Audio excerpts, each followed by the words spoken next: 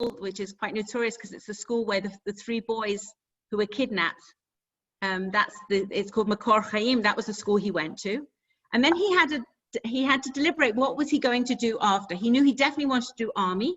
The question was how to do army, where to do army, what to do it. And he also was quite passionate about continuing his yeshiva studies.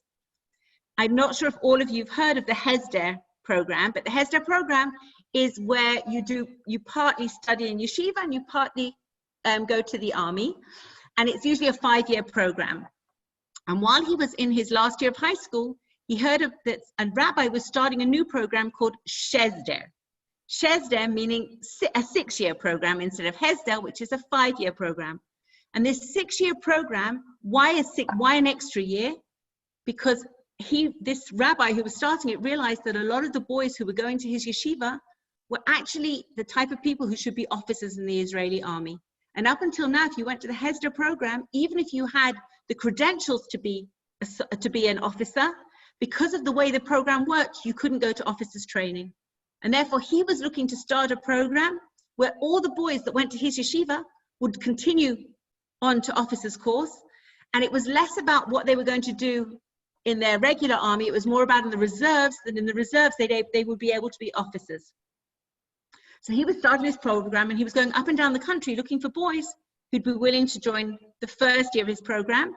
And he found, our son found him, he found our son, and our son decided that's what he wants to do. That actually it helps him realize both dreams. On one hand, he can take yeshiva seriously. On the other hand, he can take his army very seriously. And he will be able to not only be a good soldier, but he'll be able to become an officer. And he joined the ranks of the Golani Brigade. Golani is infantry. It's part of the infantry. There's lots of different segments within the infantry, and Golani is one of them. And he joined the Golani Brigade. And what usually happens anywhere with his Hesder boys, the highest rank they can go is sergeant. Just to a caveat for those of you who don't know me, I at the age of 16 left England to go and live in Israel. I finished my high school in Israel, and I was also in the army. I was in the teaching force in the army, another story for another time. So my husband and I are both sergeants, but our son outranks us. He's an officer. So he started his basic training along with, at the beginning with some Hesder boys, and then eventually he left the Hesder part of the army and he went on to sergeant's course. And I'm going to be the proud Jewish mother. Everything he did, he excelled. He was a good boy. And that was all very lovely. Now, this is in 2007 he goes into. I just want to help you in the context of what was happening in Israeli society to remind you that in 2006 was the Second Lebanon War. There was there were the soldiers that had been kidnapped on the border, on the northern border, and as a result, Israel went back into Lebanon for the second time, for the Second Lebanese War. And morale in Israel after that war was very, very bad. Quite a lot of boys were killed. It wasn't one of those scenarios where there was euphoria. And actually there was a lot of, within the society, it was a war that was considered very, very problematic, the Second Lebanese War. That's the summer 2006. As I said, your ad goes into the army March 2007. After the Second Lebanese War, the shells from the south, they were always coming in, but they started increasing on the civilian population in the south of the country coming in from Gaza, as we sadly still have the effects of that. And the Second Lebanese War was about what was going on the northern border. This was happening on the southern border. And there was this feeling that something needed to be done. It wasn't enough what was happening. So he got in, as I said, went in the March of 2007 and was learning and going up and finishing his sergeant's course. And by the time we got to the winter of 2008, he was already a sergeant in the Golani Brigade. Now, I'm talking about December 2008. And it was our youngest daughter's she's not our youngest child, but our youngest daughter's bat mitzvah. And already the southern border was quite busy. There were things going on there, and it seemed that the Israeli society was demanding that something needs to be done. This can't continue as it is. Something needs to happen. We need to show them what we can do. So December, none of the boys were being allowed out of the army, because whenever there's a situation that's things are looking dire, the first thing that's done is nobody is allowed out of the army. Everybody has to close ranks and stay in. And at this moment in time, we have another son in the army. He's actually in the Air Force. He's trying for pilot's training, and he hasn't been home for weeks and weeks and weeks and weeks. A different reason for not coming home, and we're not going to see him for another few weeks as well. So this idea of boys staying in the army, once the army have them, the army decides who goes and who stays. So Yoad hadn't been home for a few weeks, and we knew it was our daughter's bat mitzvah, and he spoke to his officer. And as I said, by now he was a sergeant, which means he had soldiers under his command. And he spoke to his officer and he said, you know, it's my sister's bat mitzvah. Can I go home? The officer said, you can go home on one condition, that at all times your telephone is on. That means Shabbat as well. And that wherever you are, your uniform, your gun, everything is ready. And if I phone, or if somebody phones you, you are back here as soon as possible. And Yoad said, of course. And he came home. The bat mitzvah, we did a Friday morning breakfast. We lived in Caesarea at the time. Anybody who hasn't been to Caesarea, I highly recommend it. A beautiful part of the country. And we lived in Caesarea at the time, and we did a very lovely breakfast with everybody, and everybody was very excited that Yoad was home. But everybody was listening already to the news, you know, like in Israeli society, and it's not even Israeli society. I think any Jews around the world, when you know that things are getting a little warm in Israel, from a military perspective, everybody's listening to the radio all the time. So everybody was quite compulsively listening to the radio. And at that point, the Air Force were getting busy. The Air Force were beginning to bomb and to do things. And there was a feeling that something was on the horizon. Nobody knew quite what.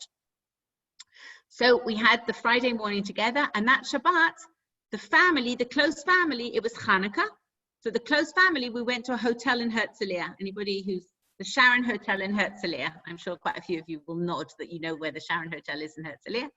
And my parents were, at the time, my parents were still alive, so they were with us, and we had a very lovely family Shabbat. We were going to be a family Shabbat together. Everybody took the Chanukiot, and we had our own little space, and it was very, very lovely. I did not know at the time that Yoad was bringing with him all his kit. He very carefully had it wherever he put it, like, you know, you don't want to worry your mother. So he had it. I don't know what he did, where he had it, because it's quite a lot of kit. But apparently, I was just oblivious. I was very excited about the bat mitzvah, so I was completely oblivious what was going on. And I also didn't pay attention that his telephone was in his pocket, which, why would I pay attention to that? So we had a very lovely Friday night dinner, and it was all very, very wonderful. And Shabbat morning, we davened. And towards the end of davening, I noticed that Yoad left the group, that he sort of went off. I wasn't quite sure where he was going or whatever, but you know, he's a 21-year-old boy. You don't exactly ask where he's going all the time. So he went off to wherever he went off to. And I'm not quite sure how the series of events happened, but I think we were going to have like lunch or a kiddush lunch or whatever it was. And I realized he still wasn't around. And I think he called me to the room or something. I'm not quite sure how the events turned, or I realized, and I went to his room and I see him in his army uniform. Now you have to understand, this is my child who sits this down to his ankles almost, you know, he's a big kippah, tzitzit flying and whatever. And I'm suddenly seeing him on Shabbat, dressed in his army uniform, and his gun. He'd gone and reclaimed his gun, and he had his gun with him. And I'm sort of like, Yoadi, what's going on? He said, listen, my phone was on. I had to have my phone on, and they've told me I have to come back. So he said, I'm going to come down and say goodbye to everybody, get my kisses and whatever, and I'm going. And I said, where do you have to go to? And he said, I have to get to Tel Aviv. And I sort of like, so how are you going to get to Tel Aviv? And he said, Mom, I'm going to hitchhike. Like, I have to get to Tel Aviv. Shabbat morning. So we come downstairs and he's with his bag and we go to the dining room. Every time I go anywhere near that dining room, I can remember exactly where we were all sitting, where the table was, and everybody gets up and each one in turn is giving this child a hug. And, you know, until that point, your child goes into the army and you're proud. I can remember taking him to where he went and feeling really proud of him putting on his uniform and everything. Now, in our family, we already have a war story because Dov was in a very infamous battle and lost many friends. And in fact, his friends were also missing in action. So army and loss and everything is very much part of our family, and we live with it. Dov, every simcha that we have in our family, whether it's a bris or a wedding or a bar mitzvah or a bat mitzvah, Dov always gets up and says Shehecheyanu, which is thanking Hashem that I'm here because a lot of my friends aren't. So the whole thing of war is something that we know, you know about, but you don't actually associate it with your own child. That you know this happens, but it was a bit surreal seeing him in his army uniform on a Shabbat morning and realizing he was going off.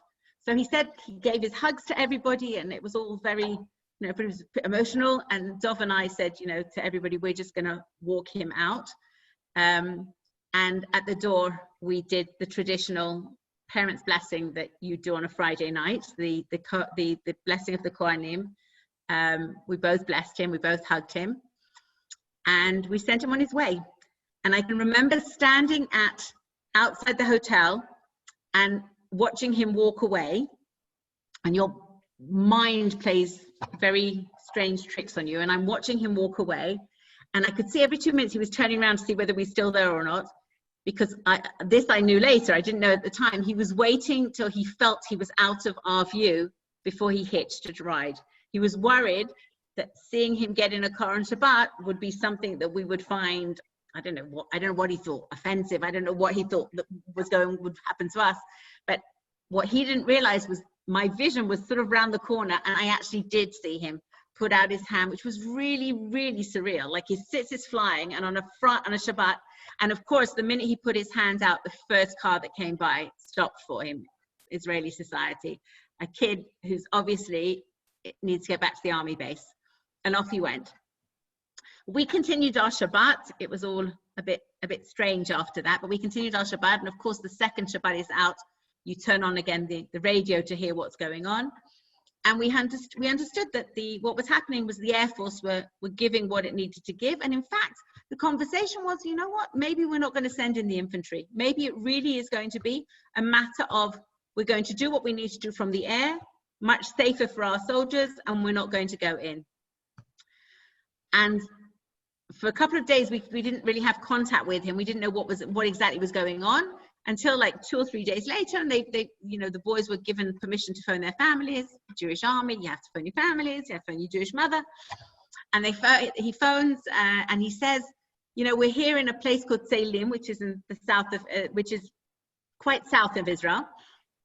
Very, very big base. It's actually usually, it's a base that is predominantly tanks. But he said, we're a lot of us here, and we're doing a lot of training of going, they have their like mock villages and all sorts of things. So they were doing all sorts of training of going in and seeing what they could do and all sorts of things happening there. And he said, there are moments that actually feels like Bnei Akiva camp. It doesn't feel too serious. Like the first day was very, very nerve-wracking because they thought they were going in. And then the second day, and then the third day, and the jokes and the whatever, and are we going in, and aren't we going in, and maybe we will. And they could hear, obviously, the airplanes above because the airplanes were directly above them all the time. So they could hear the airplanes doing what they were doing. And it was just a matter of, maybe this isn't going to happen, especially as I remind you what I said before, that the second Lebanese war, there wasn't a great feeling. So I think there was this feeling of maybe they're not going to rush it in. Towards the end of the week, Yoad said, this is beginning to look like we are going to go in. And he said, I think actually we might even be going in on Shabbat. So that Friday, again, like the week before, this time through the telephone, we blessed him. And we decided to have a code between us. The way it works is when they were going into Gaza, we knew that they would have to give in their telephones. They're not allowed to. The only ones who can have telephones are the higher ranking officers, but your regular foot soldier or your sergeant isn't allowed to have a telephone. So the code we had between us, because he couldn't say specifically, I'm going in, because that would be, you never know who's listening to phones, and they were told they had to be very careful. So the code was, Mommy, I'm giving in my phone. And the minute he'd say to me, I'm giving in my phone, I knew that meant they were going in. So we had Shabbat at home. We said, we blessed and whatever. And already in shul, our community was a community where it was very easy to know what was going on in the news, because most people were quite happy to tell you. So we were listening, we were hearing that things are getting warmer on the border, and a lot of people knew also Yoad had his bar mitzvah in the community. People knew that he was going in, and what we were told as well, we knew this, that the ones who were going to be the first to go in would be the Golani. They were going to be, each time it's a different part of the army, but they knew they were going to be the first ones to go in. So we have Shabbat, and Dov goes to shul for Mincha and Mariv for the afternoon and the evening prayers, and he hasn't come back yet to do Havdalah, and the phone rings. So I pick up, Shabbos is just literally, the second Shabbat is out, which usually, again, like that 6 o'clock in the morning phone call, didn't sound like a great phone call, and Yoad suddenly says, Ima, I'm giving you my phone. And all I could say to him was, may Kadosh Baruch Hu protect you and protect everybody, and we love you, and Titzele Shalom, go in peace. Well, not quite in peace, you're going to war, but yeah, whatever. All the things that a mother wants to say to her child within a second, because that's all you've got.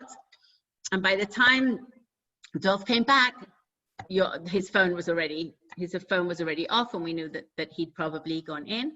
And of course, what you do, we didn't have a television, so we on the computer and whatever, trying to see what was going on. And the Israeli news is quite happy to tell you lots and lots of things that are happening, things that possibly, some things they should tell you, some things they shouldn't tell you. And we did know that they were going in through the first group of soldiers had crossed the border to walk. They literally walk in. I mean, like, we're on the border with Gaza is not. It's a walk. It's not they need to be flown anywhere or anything. They were walking in. So we were listening to the radio till, I don't know, 12 o'clock at night or whatever, and there's not much you can do.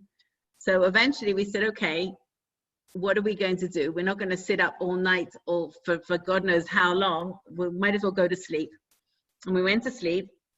At about 3 o'clock in the morning, 3:30 in the morning, the phone rings. Again, we're very good at having these very strange hours of phone calls.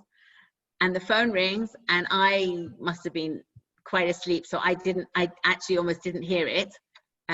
What I did hear was Dov already on the phone, and I could hear Dov speaking, and it sounded like he was talking to Yoad, which was very odd. I knew Yoad was in Gaza, and all I could hear was Soroka Hospital, operation. I could hear all sorts of like code words, and Dov saying, okay, I'm coming down. I put one and one together, and I realized something had happened. So before Dov even had an opportunity, I already was getting dressed. Dov put the phone down, and the way the Israeli army works, which is very clever, is that if the person who has been hurt is capable of speaking into a phone, they're the ones who phone their parents to tell them. Because getting a phone call even from him saying that he's going in to have an operation is pretty scary, but to have it from somebody else would have been even more devastating. In fact, it must have been about 4:30 in the morning. I'll tell you in a minute why I know it must have been about 4:30 in the morning. And basically, he said that he's been hurt in his arm. We didn't quite understand what that meant at the time, and I'll explain in a minute what exactly had happened. But he said that he's been taken to Soroka Hospital, in the hospital in Beersheba. Now, at the time, also, what's important is this whole thing of, you've heard of Tseva Adom, which is code red. I'm sure some of you possibly even had on your phones that to see the alerts of each time the code red. So of course the Soroka Hospital was bang in where the code reds were as well. So not only that's the hospital obviously he was taken to, but we knew there were also code reds having there as well. So it's like you're being taken out of the thing, but into a hospital which is in an area that's quite problematic. And he was explaining he explained to Dov that he needs surgery, and where he is. Okay, so I said to Dov, listen, I'm going. We have other children in the house. You stay. I'll let you know what's going on. I am not having my son going to surgery, and I'm not going to be there. Like, I am going. I got in the car. I suddenly realized I have no idea where I'm going. No idea. So I knew that there's Route 6, and I knew that Route 6 would take me to Beersheba. So I got in the car and I started driving down Route 6. It was now at about, must have been about 5:30 in the morning, and I drove like a mishugat, like a crazy woman. Like literally, I have no idea. Like I flew. I mean, chitty bang bang. I put on my wings and off I flew. And I suddenly get to the end of Route 6, which is Beersheba basically, and I realize I have no idea where the hospital is.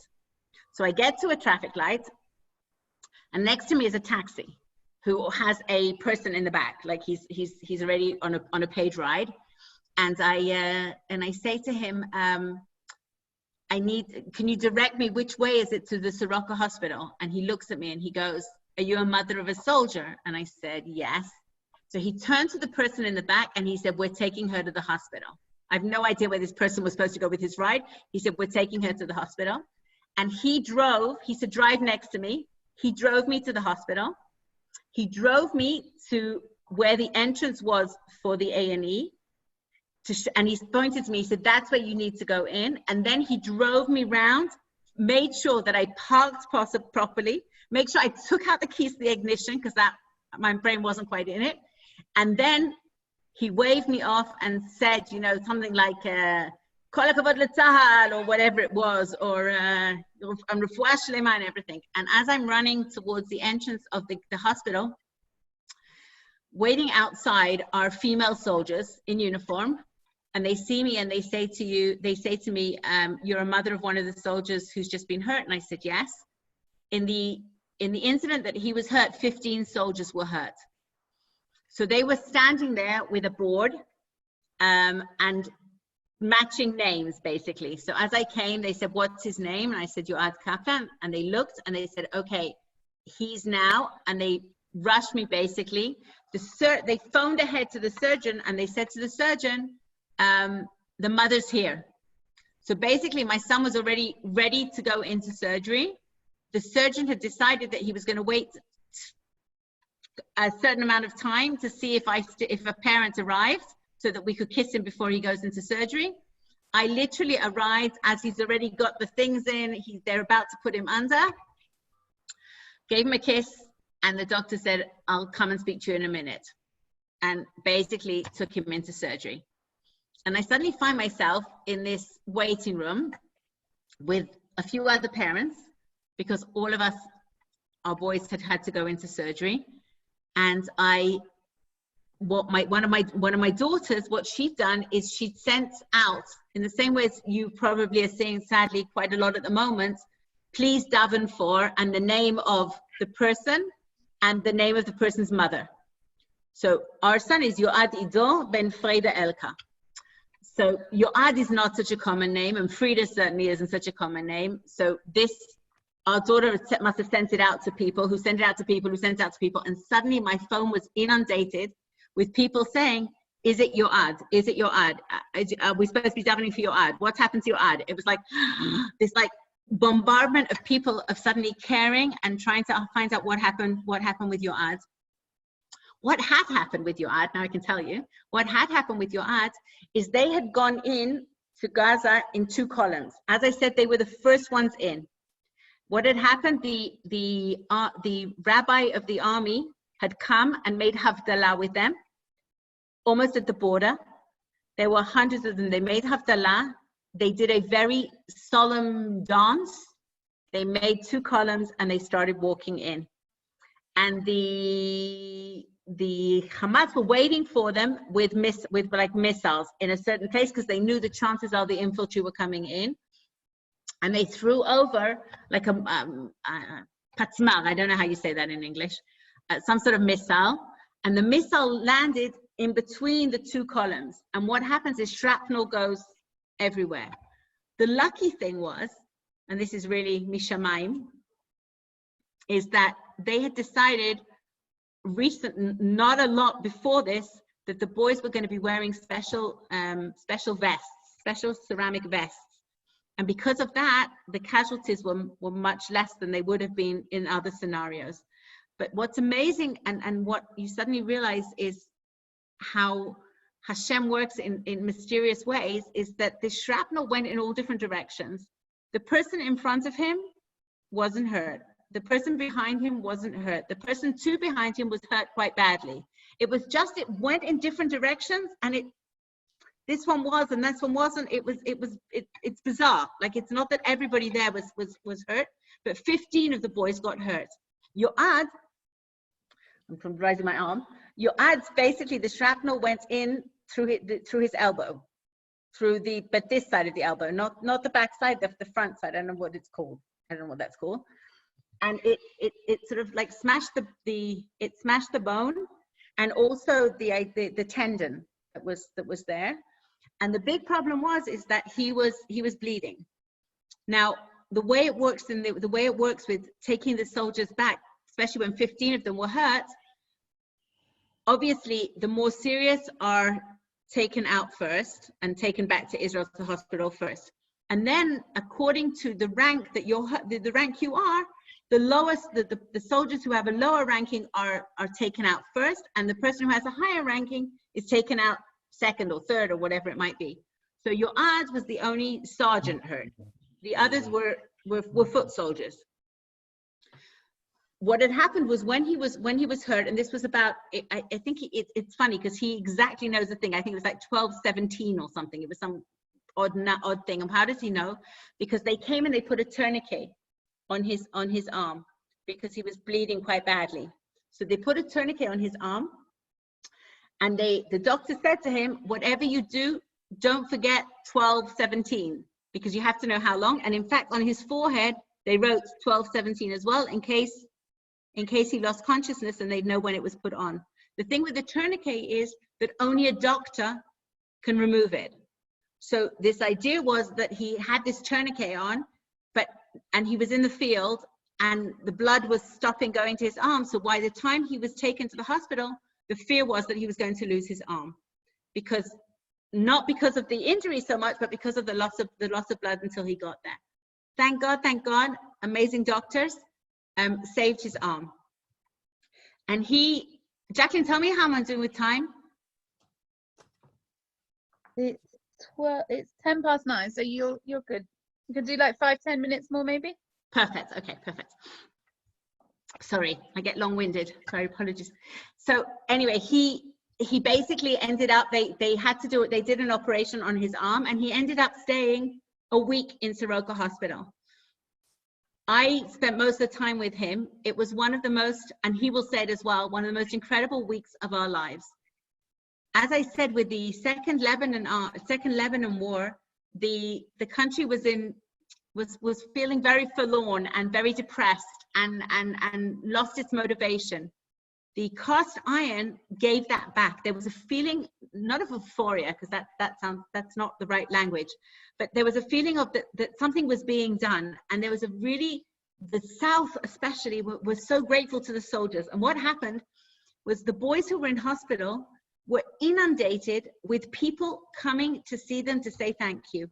Inundated. And it was from the highest. We had Shimon Peres come to see us, or we had Bibi come to see us, but we also had like really special things. We had a wonderful old grandma, Russian grandma, who came with a packet of bamba, because that's what she could afford, to come and kiss the soldiers. It was just, and they were standing in line, and our son, all he wanted to do was to go back in with his soldiers. Like, he was so frustrated, like, let me go back in. And they were saying, listen, you're not going back in, you have to stay here. So he called the spokesperson for the hospital, and he said, I have a request. I can't fight the war in Gaza. My soldiers are there, but I can help fight the war from a advocacy perspective. So 24/7, if you have anybody who needs to be interviewed, spoken to, whatever, I'm your man. Everybody was closing doors, and he spoke to, we were on ITV and we were on Fox News, and he was on, and he was just doing this different battle that he was able to do. During the time we were there, a soldier that he was very close to was killed, and the boy was from Beersheba, a Russian immigrant, and Yoad insisted on getting, having uniforms so that he could go to the funeral, because the other boys were in Gaza, they wouldn't be able to go, and he got dressed. It was very difficult. He was this feeling of, hold on, I should be there and it should be me, and there was a lot of different things going on. And we had a week in, as I said, we had a week in hospital with lots of code reds as well, which was a whole, they had to move them into another space, and the hospital had to move, and there was all different things going on.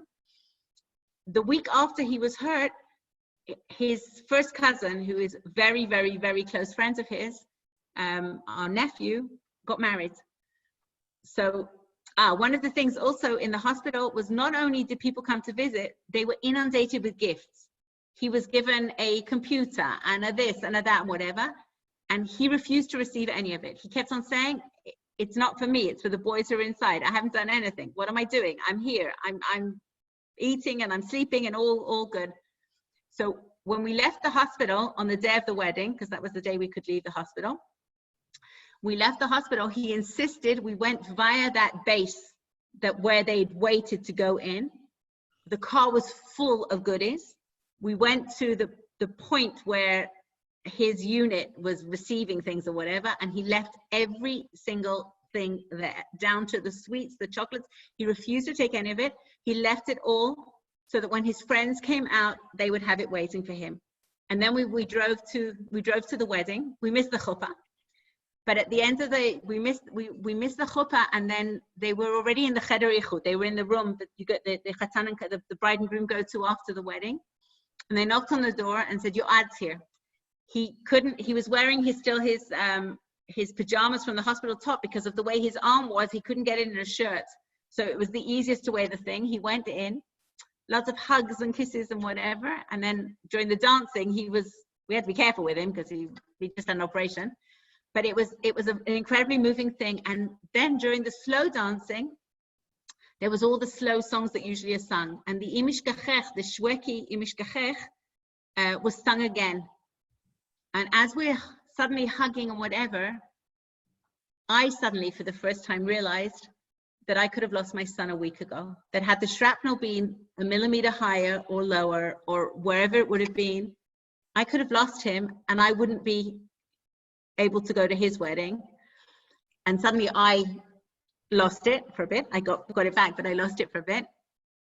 The story evolved is this was in the January, and in that March he was supposed to be going to officers course, and they said the army discharged him basically so that he could do physiotherapy and occupational therapy and all the things he needed to do.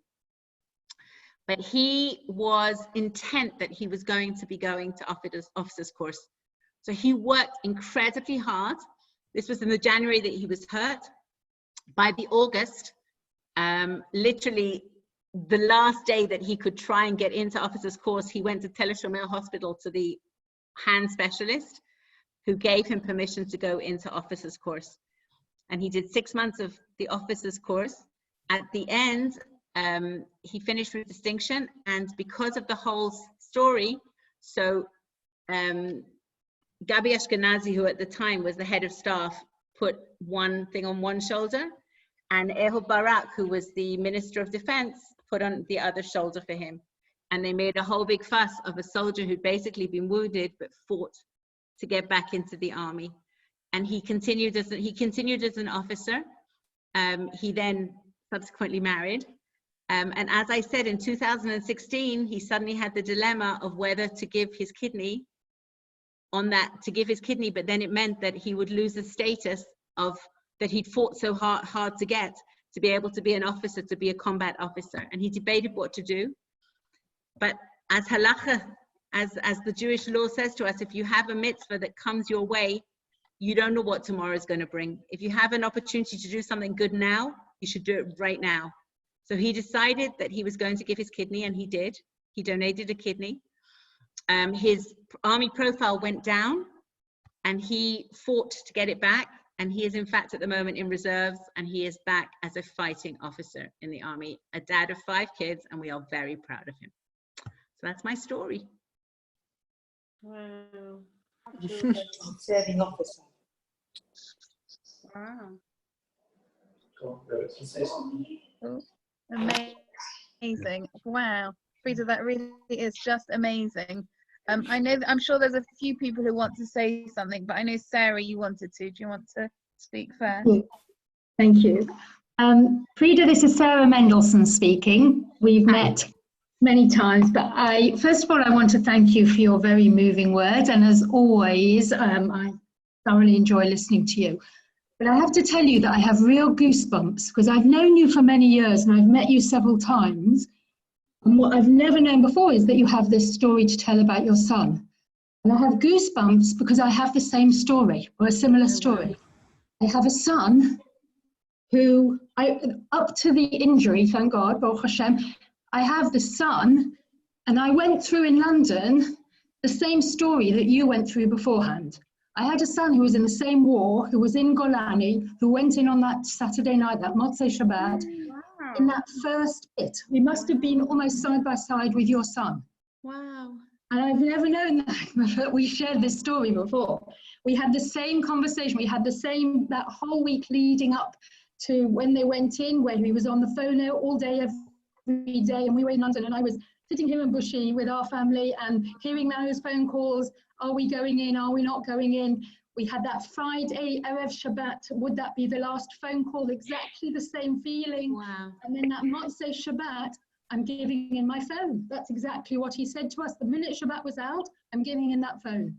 And we never heard from him for 3 weeks because he had no phone. The whole of the war, thank God he wasn't injured, but the whole of the war, he was there with Golani on the front line, and we never heard a word for 3 weeks and a day or whatever it was, until the night he came out and he phoned and he came out. And that was probably the most horrendous 3 weeks of our family's life, where we couldn't watch the BBC here because it was so horrendous, but the support we got from the community, and we didn't sleep, we just prayed and watched internet news from Israel. But I won't go into the whole story because you have, but I never knew that we shared that story that same week before going into Gaza, that same 2008. He had his birthday in Gaza. Oh, wow. But he Wow. also went in exactly the same steps as your son. Wow. Thank you. Wow. Amazing. Never know, huh? So thank you for sharing. Got very emotional for me. Is there anybody else who wanted to either comment or to ask Freda something? I think we're all a bit lost for words, Freda. Absolutely. I think one of the things that's amazing is obviously since your ad, we've had other boys go into the army, other sons, and suddenly taking them into the army, you suddenly realize it's not fun and games as you imagine. And as I said, now we have a son who's trying to, well, we've still got a long way to go, but trying to get to be a pilot, please God. And we are incredibly blessed, because when you think of Yom HaZikaron, and sadly Yoadi has lost friends, close friends, and we're the lucky ones. We're the ones who have that son, and so I can tell a story with a smile on my face, and feel very blessed. Anybody who wants to hear, by the way, Yoad's side of the story, if you go on United Synagogue, last week, Dov and Yoad both told their story to Tamara Jacobson of Tribe. So if you go on the United Synagogue and you go into videos, there's a video of them of Yoad telling his side of the story. So you're welcome to see that.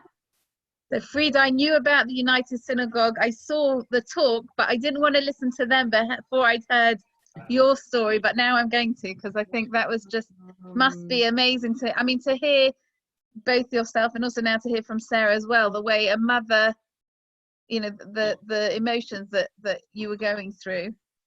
It's very, very powerful.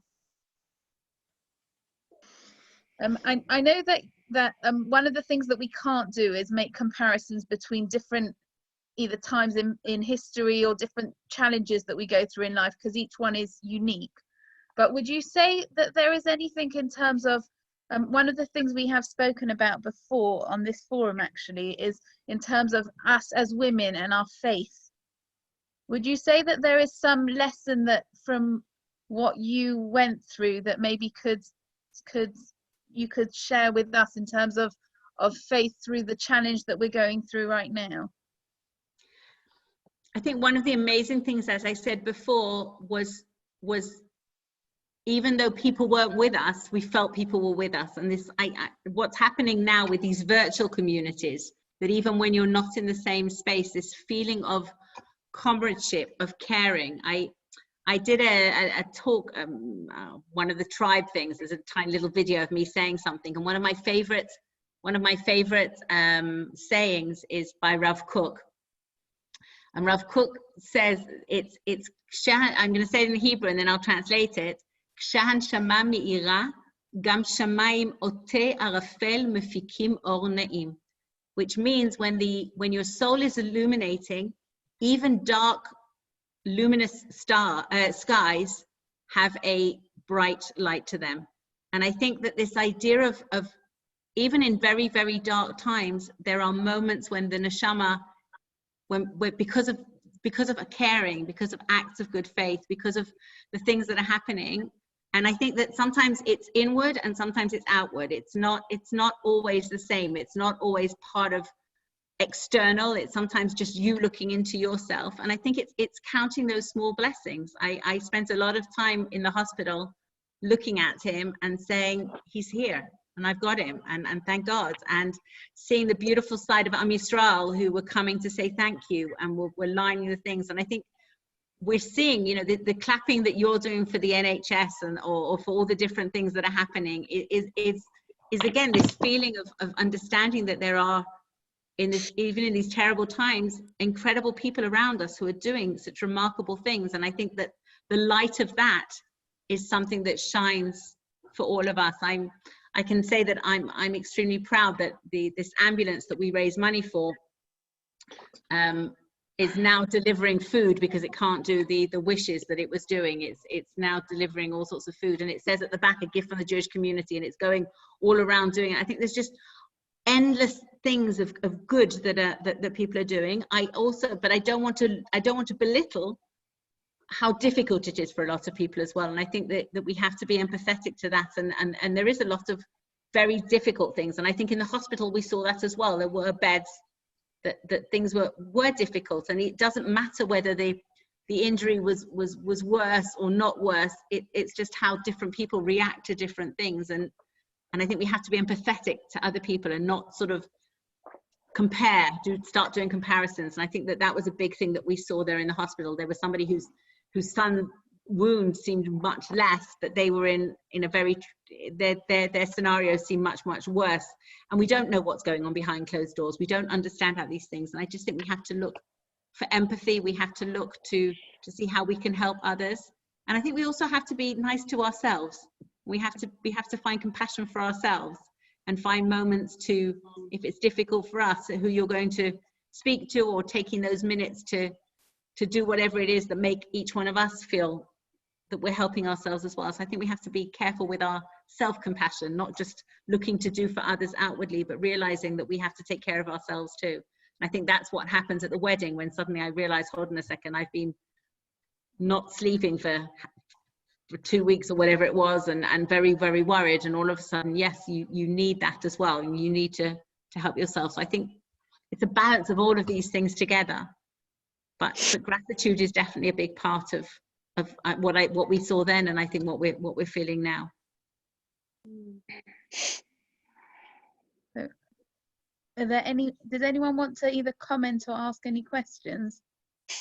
I think on the theme of gratitude, Freda, you really have brought to life the we've had some unbelievable celebrations virtually for Yom Ha'atzmaut and Yom HaZikaron, and I can see part of the team on here who helped to put it all together. It's been really special, and one of the highlights was definitely hearing from one of our lone soldiers, her experience at the moment in the army.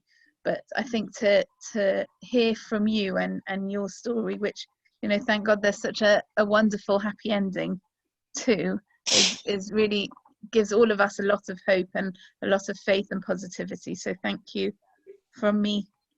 Big And we're thank waiting you. for the time when you can all get on a plane and come and visit us. We're now living in our new home. Since we got married, we never had the opportunity to live in our own house because we've always lived in communal houses. And so after 35 years of marriage, we finally are living in our own home, which is a real bracha. So you are all very, very, very welcome. We can't wait for a bushy women's Israel trip. You heard it here first, ladies.